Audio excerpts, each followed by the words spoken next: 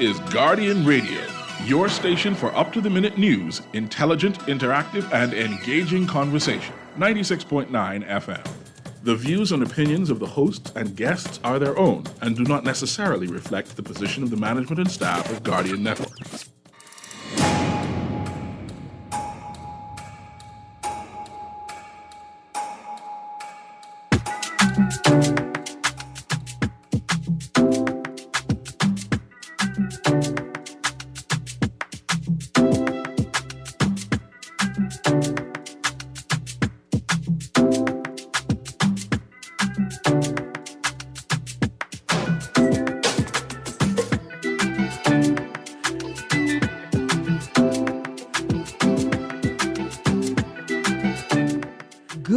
Yawning this morning.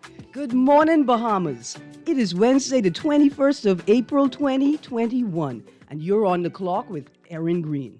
On the clock, we engage organizations, institutions, social and cultural leaders, and ordinary people to better understand the impact of public policy, private sector development, and emerging social and consumer trends.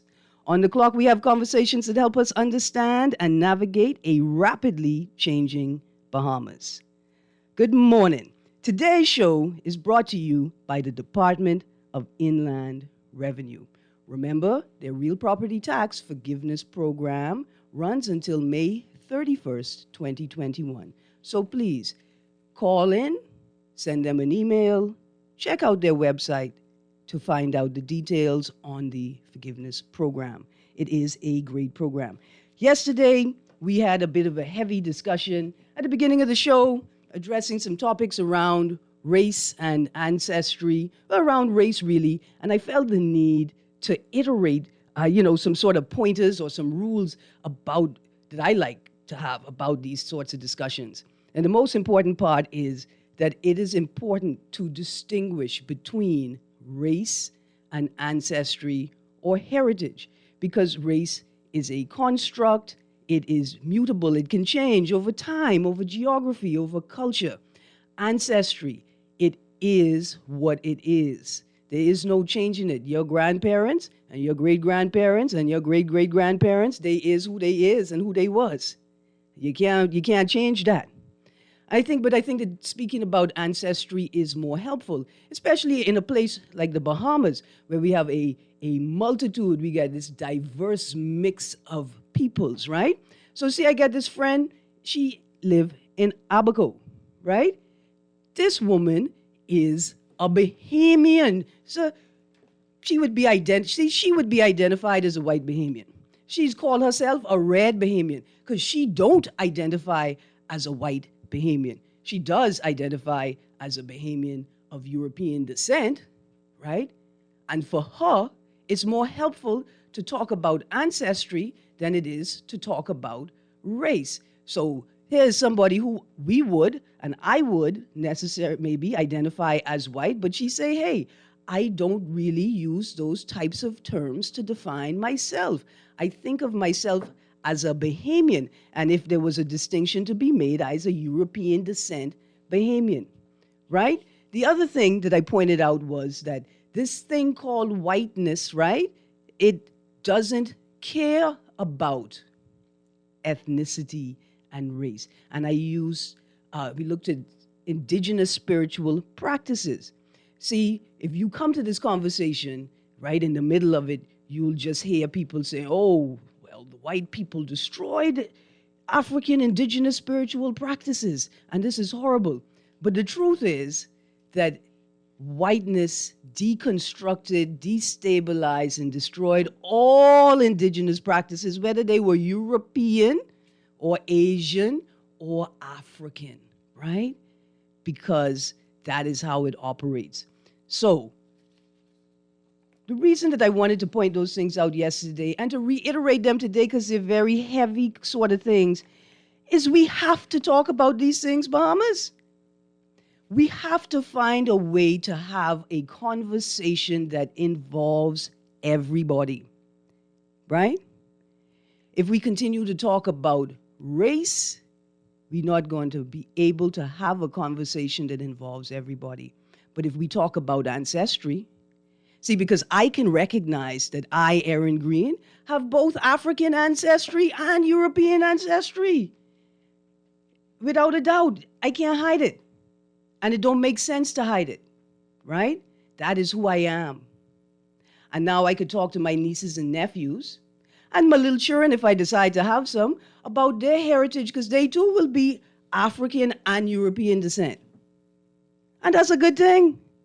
And we could talk about that. But see, we need to talk about things as opposed to tearing Ardwick down in the middle of the night, right? Instead of making decisions without the majority of us. We need to talk about things. And we need to trust that other Bahamians are ready and prepared to talk about them. We have to trust that we love each other enough, we respect each other enough, we appreciate each other enough to create a safe space for these conversations when necessary. We got to. We have to. Most importantly, we have to do this for young people. Because young people don't necessarily understand the rules or the perspectives we're using to make these decisions. We got to involve everybody to the table. Can't be making these young people feel like they don't belong, man. There's too much of that. There's too many young people that are leaving, that want to leave, that want to quit. And I know some, I can be honest with you all, I know some who are ready to leave this plane because they feel like they're being told all the time they do not belong. Anyway, we ain't got no more time for that, people. This is a new Bahamas. This is a new dispensation. And we're going to do things differently in a way that creates space for everybody. Well, today is the 21st, and that means tomorrow is the 22nd, World Earth Day. And that's a really, really big day for all of us to pay attention to and to celebrate. And let me give you a list of some activities that are happening tomorrow on World Earth Day. There is an extended public consultation on Disney's EIA, that's Environmental Impact Assessment, for Lighthouse Point. It starts at 6 p.m. There is a Zoom link, and you can contact me off air, maybe on Facebook, for the link for the meeting. Also, something we discussed yesterday, the University of the Bahamas is hosting the Small Island Sustainability Earth Day Research Program.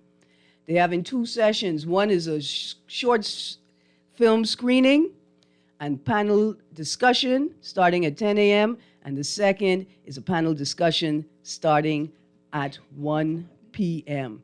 It is going to be a fabulous discussion, and I had the opportunity to see 2 of the films on the lineup, Antony's and Bodies of Water, and they are fabulous. Not only are they beautifully produced, like shot and constructed image-wise, the content is just fascinating and gripping. You're going to love it. The third event is happening on April 28th. That is the Blue Economy Virtual Think Tank, and that is 9 a.m. to 4 a.m. from Small Island State to Big Ocean Nation. Go online, look for it so that you could register ahead of time. It is going to be great. Arlington, I'm going to read these 2 texts, and then maybe we could go to a quick break, and then we're going to introduce my guest for today. I'm really excited about this show, and you're going to find out why in a moment. So here's that text. Well, thank you, texter. Says, great show as usual, Ms. Greene. I don't mean to complain, but the U.S. media have all kind of technology. So how come they don't know NASA is not the complete Bahamas? Why can't our media group educate them or show them a map? Because the media, I would hate to believe, they that dumb to not know NASA is not the entire Bahamas. See, it isn't our media's fault, right? And to some extent, it isn't the U.S. media's fault, like those individual people either. But this is the thing we're talking about. You see, like when I was talking about the white imagination yesterday, there's another thing. It's called like the big nation imagination. These big nations, they don't think about us little small nations the way you think they should think about us. They don't really care that much. You know, they get excited to be here. But to make a distinction between Nassau, New Providence, Eleuthera, Cat Island, they don't know enough. They don't, but don't, you can't get upset at that, you see? Because you'll always be upset, because there'll always be a bigger nation. And there'll always be this sort of disregard for us little people and us little countries. But what we do is we can, instead of allowing the Ministry of Tourism to be our main liaison between the U.S. and other nations, we need to have a unit that is constructed of cultural stakeholders and, I want to say, politicians, but not in a traditional sense, governance stakeholders and industry stakeholders to engage and communicate, right, with the U.S. media and, of course, media personality. Maybe if we take it out of the whole process out of the tourism imagination, right, you would see a different type of engagement. And that's what I mean. Like when the people who are responsible for tourism are responsible for these things, they focus on the things that are important to them. They sort of focus on the discussions that are important to them. And maybe we need to change that up a little bit. Not that they're doing a bad job, because they is not. Ministry of Tourism is doing a great job. I get my another text, Miss Greene, how are you? Too straight. Well, look here. I was not too straight this morning. Would you believe I kinked my neck in my mango tree? I was doing patrol. I was guarding my mango tree. You know why? Mangoes are almost full.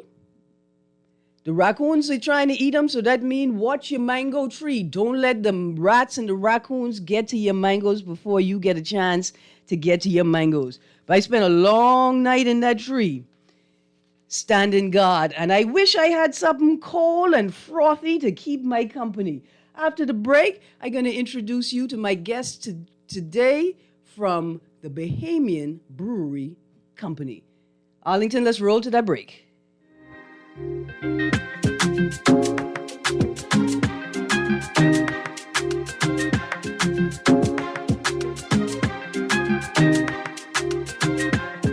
Have an outstanding real property tax bill? Take advantage of our Real Property Tax Forgiveness Program. Bring your account to zero and receive a 50% discount on your outstanding tax and surcharge past 180 days. Or get a payment plan. Make a 25% deposit on your outstanding tax, receive a 100% waiver on the surcharge, and pay the difference within 36 months, interest-free. Contact the Department of Inland Revenue at 225-5778 or email us at rptforgive@bahamas.gov.ps. Offer ends May 31st. For the past 33 years, Great Commission Ministries has been defending the poor and hurting, feeding the hungry, and sheltering the homeless. We invite you to support our Live to Give program and make a difference in these challenging times. Become a donor by giving a one-time annual gift or a monthly donation of $50 or $100.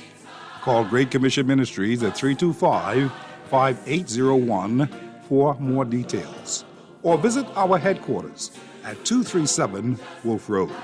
Join Live to Give today. This public service announcement is proudly sponsored by this radio station.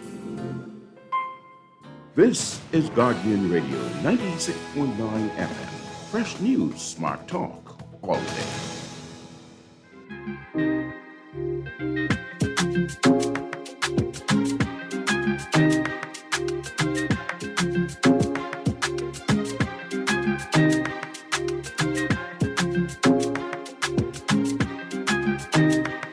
Good morning, Bahamas. Welcome back to Guardian Radio 96.9 FM. Remember, we're streaming live audio and video on GuardianTalkRadio.com. You can listen in on TV on Cable Bahamas Channel 969 or download the Guardian Radio app for your Apple or Android smart devices. And listen to our audio feed or watch us on our video feed right there on the Guardian Radio app. You can also text us on the Guardian Radio text line. That's 422-4796. 422-4796, and that's powered by BTC. Standard text rates apply. That's why I try to read all your texts. You can call us at 323-6232. That's 323-6232, 325-4316, 325-4316, or 325-4259. That's why I try to get to all of your calls as well. So this morning, I have two representatives from the Bahamian Brewery Company on my show. Now, over the last couple of weeks, y'all may have heard me say that I have a small agribusiness. I get a small business making local things. And so I was excited at the opportunity to bring another not so small business on to talk about their journey. But not just any business. As you know, the Bahamian Brewery Company that produces Sans Beer has had a bit of a tumultuous journey post Dorian. And so I thought, wow, I would love to hear the comeback story. How has Sands, how has the Bahamian Brewery Company gotten back on their feet and pushed this journey forward? But is even more exciting news, right? This is Environment Month. And I know you all have heard me talking about bottles.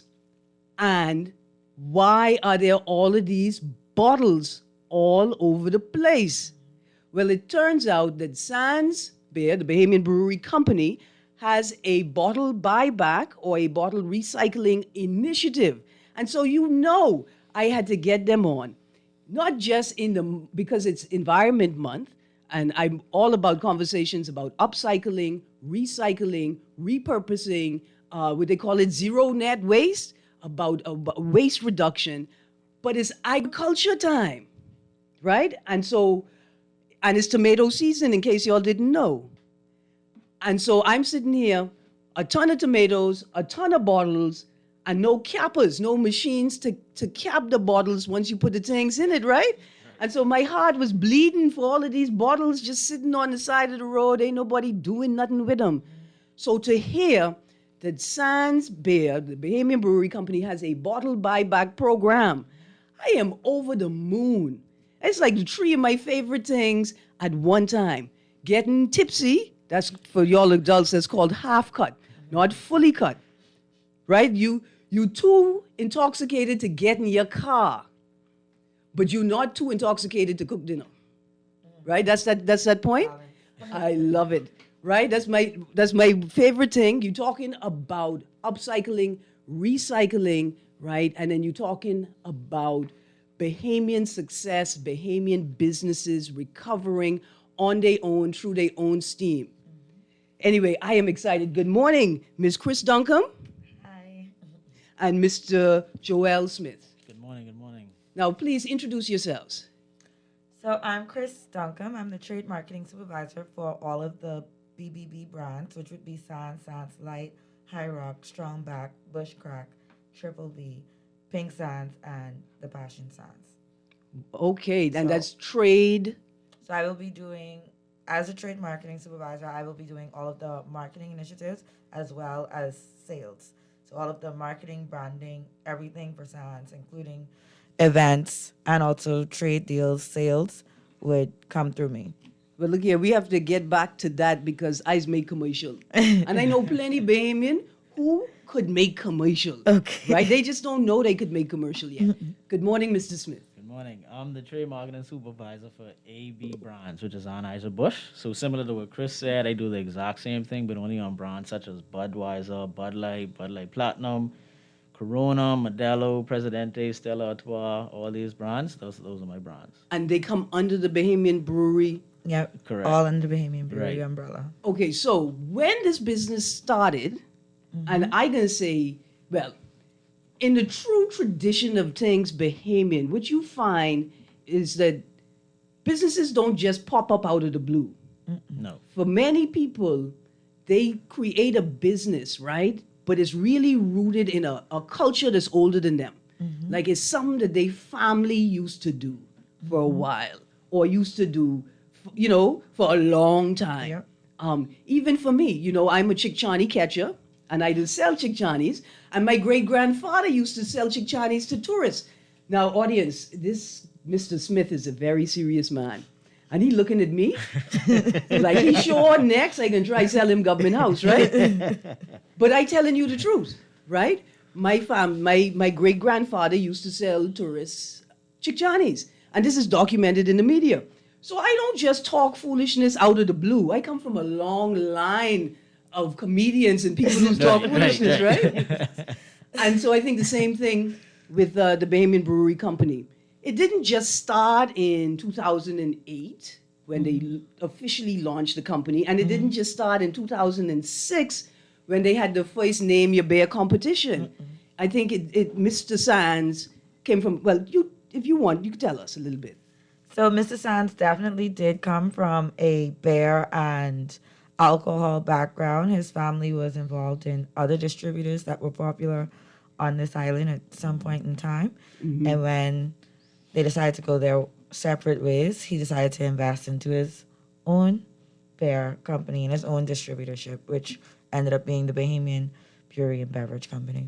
Oh man, look here. That's so. See, for me, that's an awesome model, right? I'm what you call an anti-imperialist, anti-capitalist advocate, and so I'm always wary of large foreign direct investment. But for a small island developing state, sometimes the best way forward is to partner, right, with investors. Grow your business sustainably until you can establish a sustainable model on your own and then grow it. Yep. Right? So I love that as a business model. And maybe it's something that younger Bahamians don't realize we have been doing traditionally. Right? Like it ain't just hit a lick and start a business. It's deeper than that. It's about building connections, establishing what your people do, and then building connections until you could do it how you want to do it. Right. So let's get to that 2006 Name Your Beer competition. So first of all, when y'all gonna have another Name Your Beer competition? I'm not sure when we'll have another Name Your Bear competition because right now we're very much focused on getting our original bears back up to their 100% what they were doing prior to Dorian. But maybe in a year or two, who knows what can happen? Who knows what we have in the future? We may have another product that we might want to launch, and there may be a little competition. But as for now, I can't Yeah, say. dear Bahamas, when they launch they Gnep beer, just know where to get the idea from. Right, but that's a great. That's also an important part of a business model, right? Like science have the capacity. I expect you to do new things all the time, but really, what you guys want to do is focus on revitalizing what exists. Yes, because we have numerous brands that loved by Bahamians, but we were also out of the market for maybe 2 years with the 1 or 2 years, combination of right. Dorian and COVID. So a lot of our consumers have started drinking other things, and so we just need to make sure that we can get back to providing them what they originally fell in love with and get Right. that back on Because before we I add didn't on want to tell something you all new. I was mad at y'all. Right? I didn't want to tell you all that you forced me to go drink other things till I could get back to you. But this is an important part of business, right? Is focusing on your market share and focusing on your customers. Yes. And getting them back. So tell me about marketing, right? How much energy? Well, this has been a large journey from 2019 when Dorian hit to now, right? I'm interested in it. I know Bahamians are interested in it. Not only am I interested in how the business is recovering, but how the family of people, right, are recovering. And so let's not necessarily talk about the damage, right? But when did the businesses officially reopen? It officially reopened last year, October, but it originally was scheduled to reopen in April. But Okay. that's when COVID hit, and we had to send all the Brewtech guys because we actually fly people down from Germany to Right. actually rebuild the brewery. So what happened was when COVID hit, we had to send everybody back.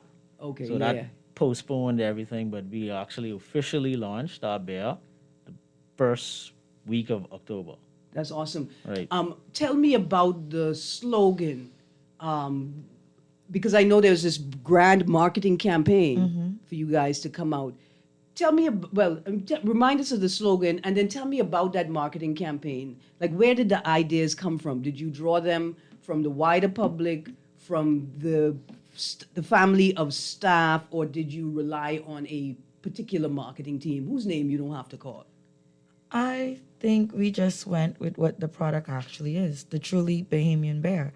It is the only truly Bahamian Right. bear in the market. And that alone is what we live by. It's a company owned by Bahamians, 100%. operated by Bahamians, 100%. for Bahamians. We give back to the Bahamas and to Bahamians. It's just the truly Bahamian brand. Absolutely. So have all of the operations moved to New Providence, or are you able to work in? Is there still some work going on in Grand Bahama? Yeah, there's still work going on in Grand Bahama. I mean, the only thing that we really did in terms of bringing workers here was what I said, bringing workers here. But essentially, the brewery is over there. The main warehouse is over there. Oh, okay. Right, right. But Okay, we so- also have our warehouse over here. But our management team in Nassau, we basically oversee all the sales and marketing aspects of all the islands, which includes Grand Bahama, Eleuthera, and Abaco.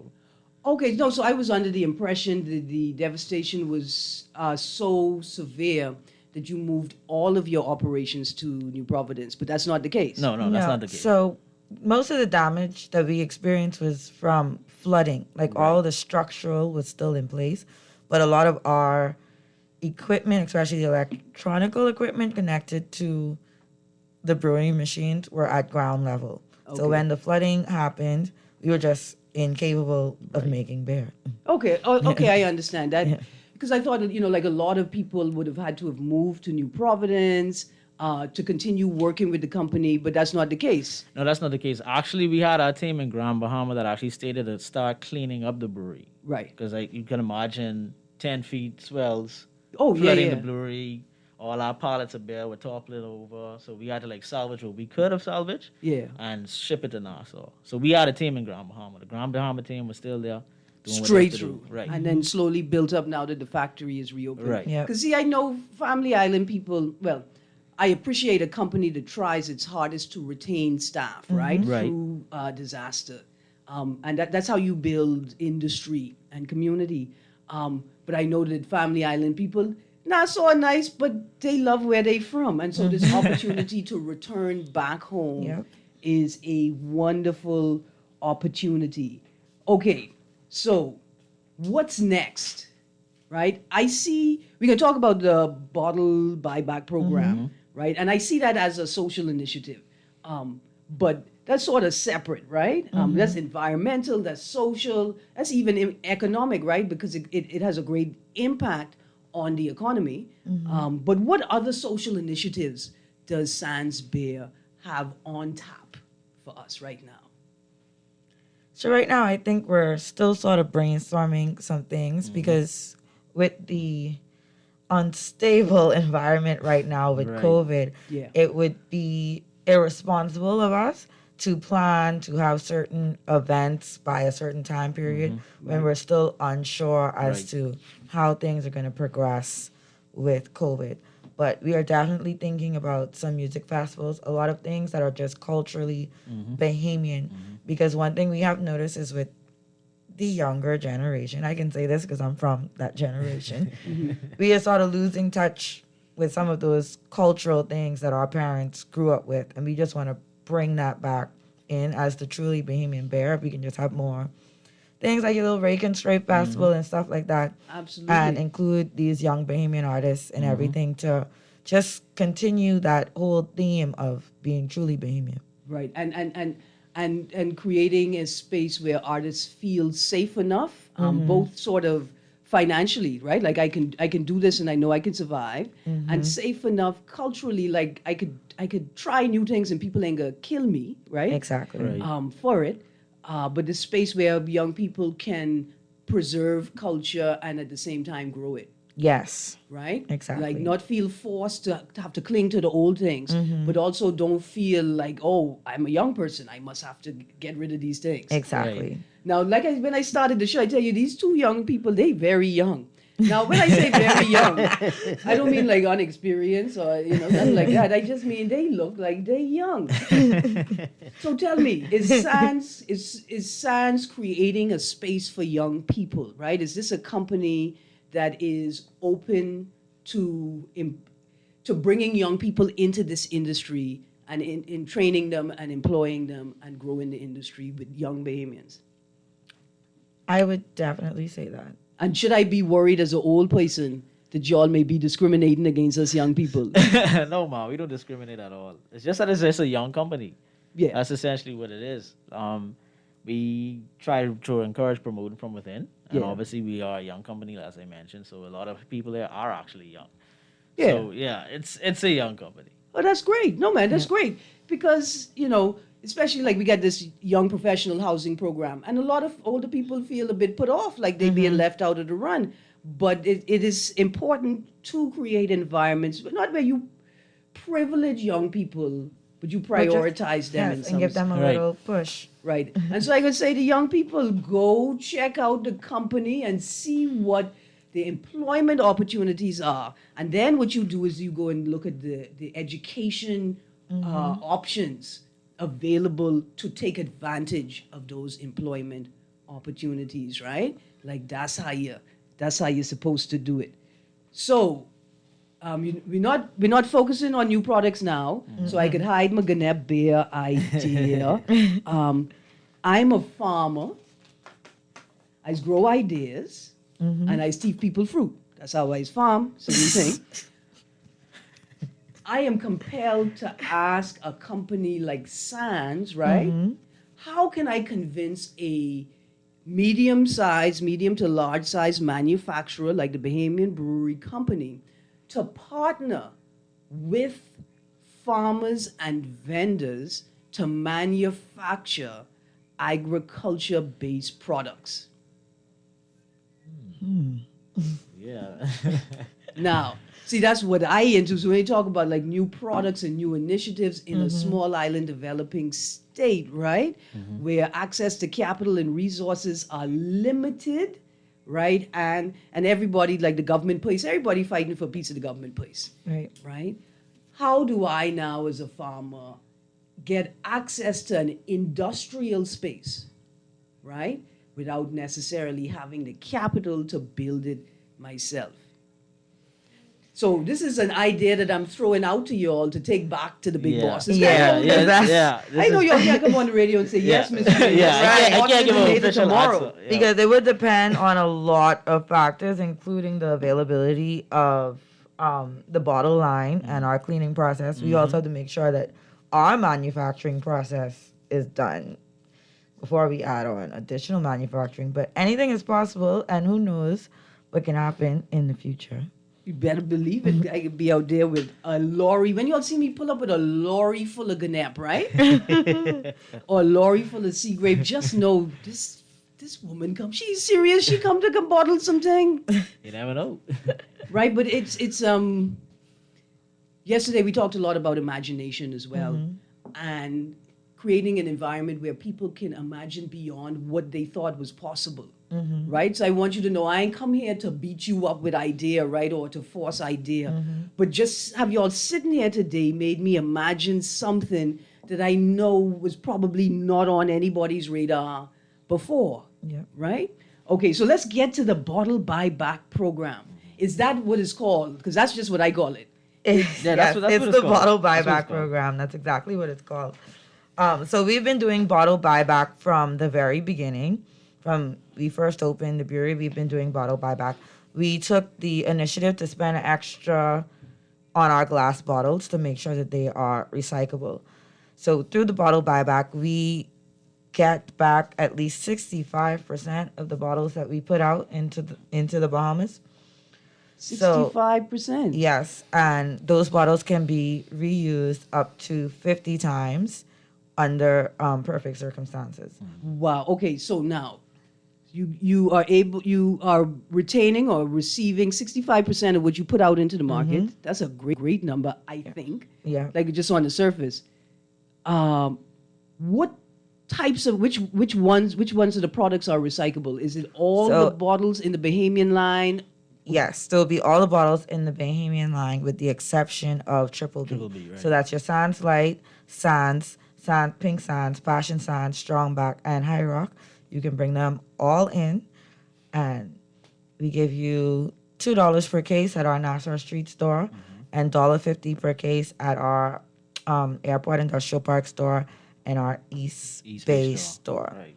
Okay, so And then $2 also the brewery, of course, in Freeport. Now, let me just say this. People who know about buying and selling bottle, they know all the answers to the questions I'm about to ask. Right? So I want those people to sort of be patient. I know there's some information you want and some information you know. There are a lot of people who don't know. So some of the questions may seem simple. So it's $2 per case. At Nassau Street at the Nassau Street location or Grand Bahama. Right. or in Grand Bahama, and $1.50 a case at Airport Airport Industrial Park and East Bay Jimmy's. and East Bay Jimmy's. All right. Now, when I bring you this case, is there a minimum number of cases I need to bring? So at the East Bay and the AIP stores, it's a maximum of 5 cases. But at Nassau Street and the Bury, there's no limit. So if you come, we have people who come with a whole pallet of used bottles that they are turning back in. So it's a minimum 1 case. Don't bring just bring 12 it has to bottles. be in a case. And it Yeah, doesn't it has to matter be which case. box the case is in. It just has to be 24 bottles in a box. All right. Now, this is a very important part. It could only be Sans bottles, though, right? Yes. Yes. Only just bottles Sans in your family of beers. Yes. Right. Okay. Because see- those are the ones that we paid the money on to Yeah. make sure they're recyclable. Absolutely. Yeah, absolutely. That's business sense, right? Mm-hmm. Because so here's what has happened. There used to be a bottle buyback program from the other one of the other companies. I think we heard about that. Yeah. Right. Yeah, I don't know. And it stopped. And a member of my community, Mr. Ferguson, he owns a liquor store and bar. He was very concerned because he could feel it, right? Bottles that he would have recycled just sitting there. And because he's so intimately familiar with the space in the industry, everywhere he goes, he could tell the difference between a bottle that has been discarded and a bottle that was prepped to be sold and has now been discarded, right? Like you could see it. And so he brought it to my attention, not just as a business owner, but he was primarily concerned about the environmental Yes. impact, the positive impact that the recycling programs have, and then the negative impact that he's seeing now that they were canceled. Yeah. So it's a big thing. And the people who buy and sell bottles, some people I know some people like Erin, what you talking about? $2 a case is people paying school fee, Yeah, they Yeah. add up. They definitely add up. Yep. right? And if you know, you know. In fact, there's a house in Golden Gates I drive by, right? And I was looking at the mango. They had the prettiest purple pink mango on their tree, and I spying these mango hard. And the woman catch me spying the mango. So you guys do the polite thing and just let her know, ma'am, I was just looking at the mangoes and praying you would give me one when they ripe, right? And she said, oh, child, you could have a mango. I thought you was looking at my bottles. Because that's where her real money is, Yes. Yep. right? And she let me know that. Okay, so let's get back to this. It has to be a case. Yes. It's a minimum of 24, and in a case, do I have to clean them in any way? No, because we have our own cleaning process. So we clean the bottle. We clean all of the bottles. We have a nice little cleaning system. If you ever have the opportunity to do our brewery tour, you'll see that we have a wonderful cleaning system. And in that cleaning system, after the bottles have been cleaned, it actually is scanned to make sure that they are good to be reused. So the only ones that are discarded are the ones that have like scratches or any bit of like marking that won't come off. Right. So for the most part, out of the bottles that are returned, maybe 2% of them end up being discarded in the end. So it's still a lot of cost savings and a lot of environmental saving, basically. Well, yeah, a removal of waste. So let's just talk about that 2% for a moment, right? Because you use the word discard, and I love that word. Because she don't really mean discard, right? What she means is there's an opportunity for industry, right, or for construction.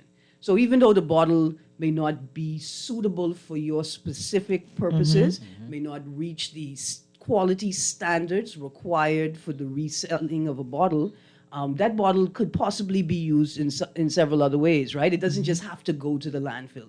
So it's not necessarily a conversation for Sans right now, Yeah. but for people who are interested, think about that, right? We got a couple of options available to us.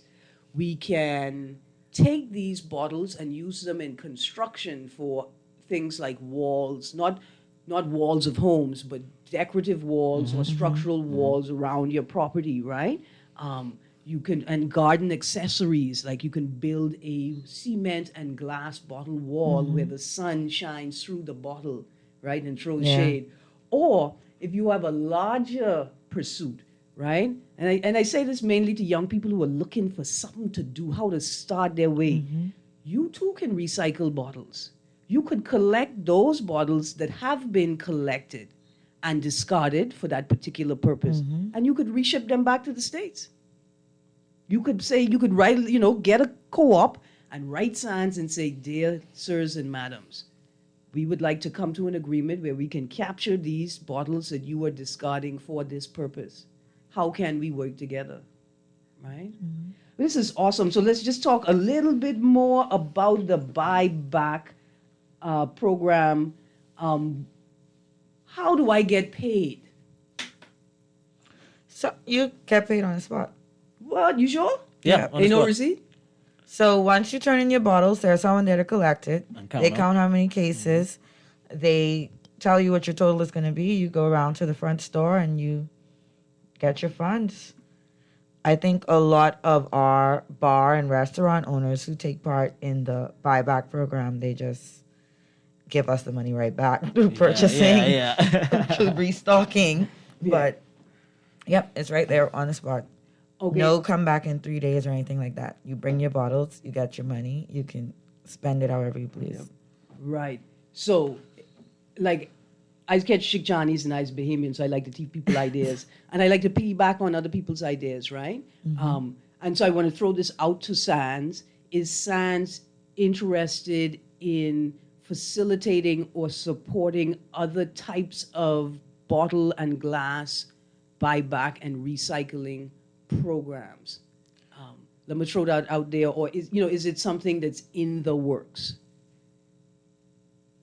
I feel like currently we sort of have our hands full with Right, our with our recycling program, but Yeah. we do support initiatives where they do recycling of cans because we currently don't have the facility to do that, and we also have can bears, etc. Oh, right. So we right. support those foundations or organizations that do can recycling. And I know NPCC is one of them.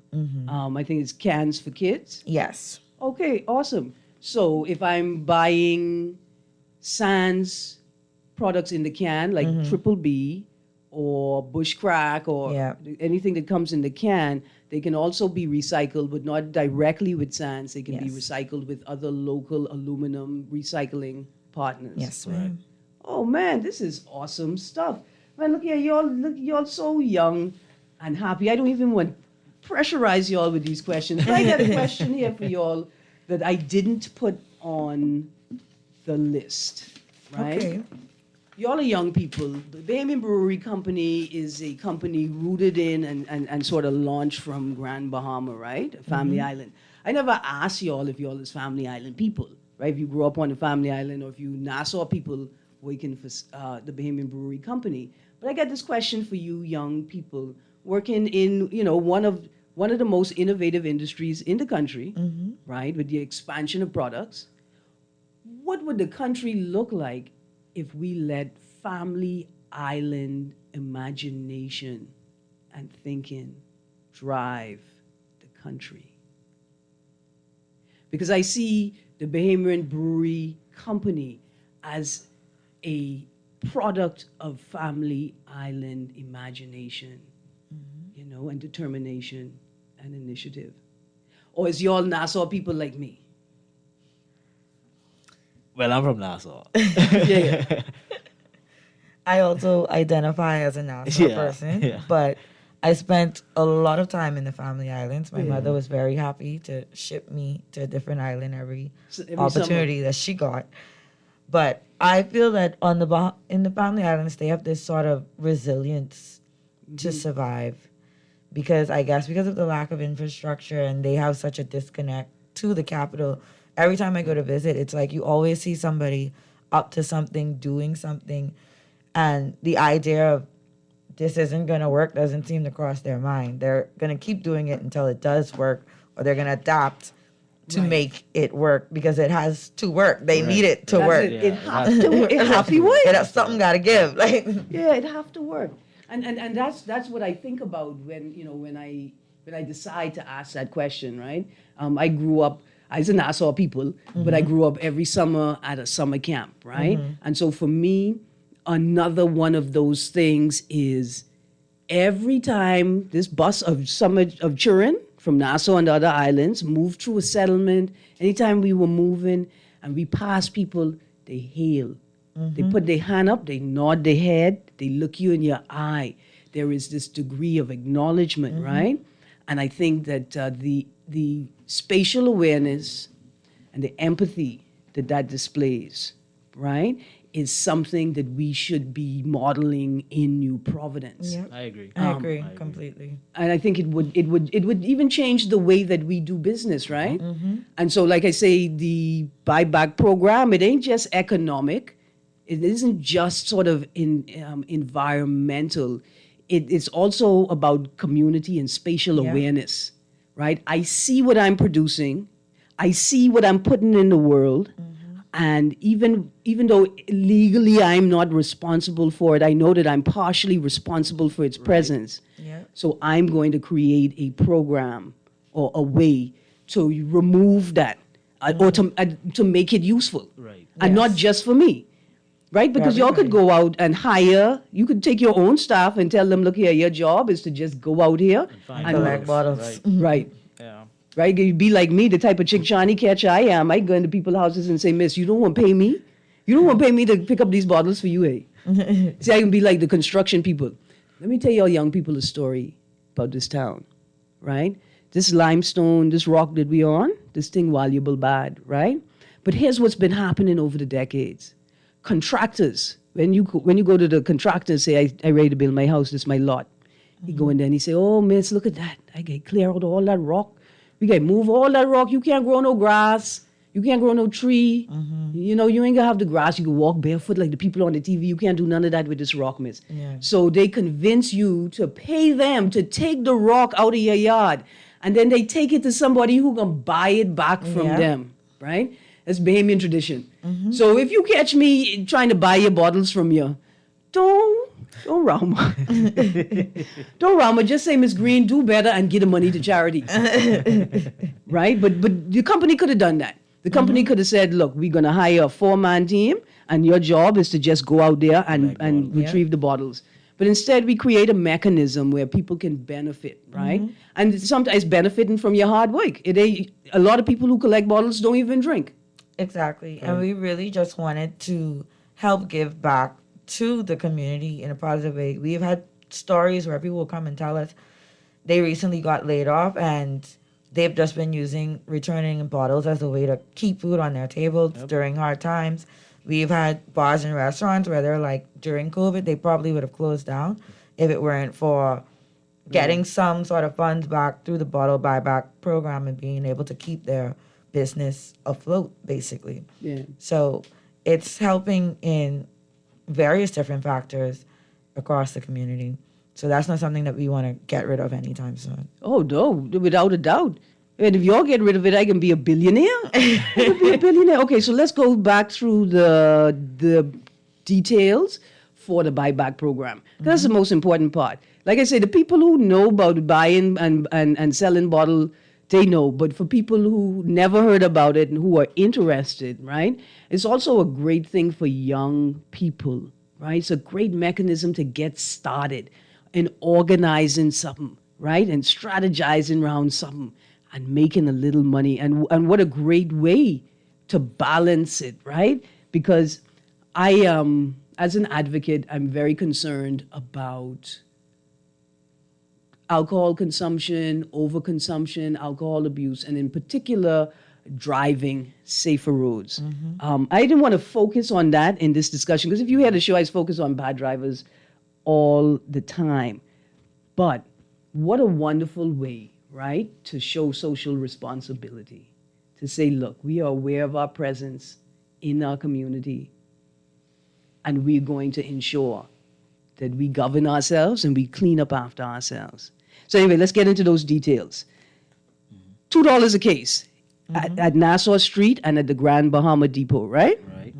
$1.50 a case at the Airport Industrial Park store and the East Bay Street Jimmy's location. Right. Then it is a minimum of 1 case and a maximum of 5 cases at the East Bay store. East Bay store. And AIP. An AIP. Right. Maximum 5 cases. And at the Nassau Street and the Grand Bahama Depot is unlimited. Yes. Unlimited. Okay. This is great. I've had a number of people asking also about what they could do over the last about 6 or 7 months. What do I do with my bottles? Who is collecting bottles? So we know people have been asking. People, even though they never really articulated, is something that they were aware of, and then when it was missing, they felt its absence. So it's great. Any other details about the program you want to highlight? Yes, we forgot that the hours that we do the bottle bar. Oh, yes. So yeah, let's not forget that because we don't want nobody coming up and we're closed and we're not accepting bottles. So for the East Bay Street location, that's during normal store hours, which is 10 to 6. Same for the AIP location. As for Nassau Street, it's only on Mondays, Wednesdays, and Thursdays between the hours of 10 to 2. Okay. When it comes to Freeport, it's only on Mondays and Fridays from 9 a.m. to 4 p.m. Okay. Awesome. Awesome. And don't bring your bottle and leave a note. No. Don't be like, my name is Erin Greene. I left these bottles here at 12 p.m. I'll be back tomorrow for my monies. It ain't gonna work like that. Put it in an envelope. Right. Somebody gonna take those bottles and they gonna redeem them on their own behalf. And I don't blame them. Yeah. They'll add it to They their probably bottles. need it more than I need And then it. you'll lose out. So. And they probably need it more than I need it. Okay, so we are right out of time. Thank you for coming on the show today. And I want to say to Sans, thank you for sending me 2 energetic young people, right, to talk about an energetic young company. I'm pleased to see, I could see it, right? There are opportunities for young people in this country when young people feel like it ain't nothing for them here, right? And so this is great. But also, in the middle of April, Earth Day is tomorrow. It's Environment Month. The opportunity to discuss such a wonderful program. And also, let's not forget, if you're purchasing the aluminum products, right, that you can also recycle them with one of our local aluminum recyclers who's partnering with, or that Sans is partnering with and directing their customers to. I only know of one right now, and I think that's NPCC. But check it out, and as well, encourage your employers, the businesses you work for, the hotels you work for, to also engage in real recycling programs. Listen, people, we gotta go. Chris Duncombe, Joel Smith from the Bahamian Brewery Company, thank you very much. When y'all having y'all commercial and y'all marketing campaigns and y'all name your new product campaigns, y'all have to call me because y'all don't know who I is. I's the vat soap woman. I's make soap to bathe off your children. Well, hey, we definitely won't forget you. No, but I's make soap so you could bathe every day and drink a beer. Value for money. Anyway, I'm only trying to tease y'all young people. It's been a pleasure having you on the show today. Thank you so much. Yes, thank you for having us. Please support this exciting program. And if you're not supporting it, let somebody you know who could benefit from it. Let them know about the information. Let's keep the Bahamas clean. Let's get these people who want to go back to Grand Bahama, because that's their place. Let's love each other today, Bahamas. And let's love the earth today and every day. You're tuned into 96.9 FM. It is 11 a.m., and that means Levan Miller and Unleashed is up next. Have a great day, Bahamas.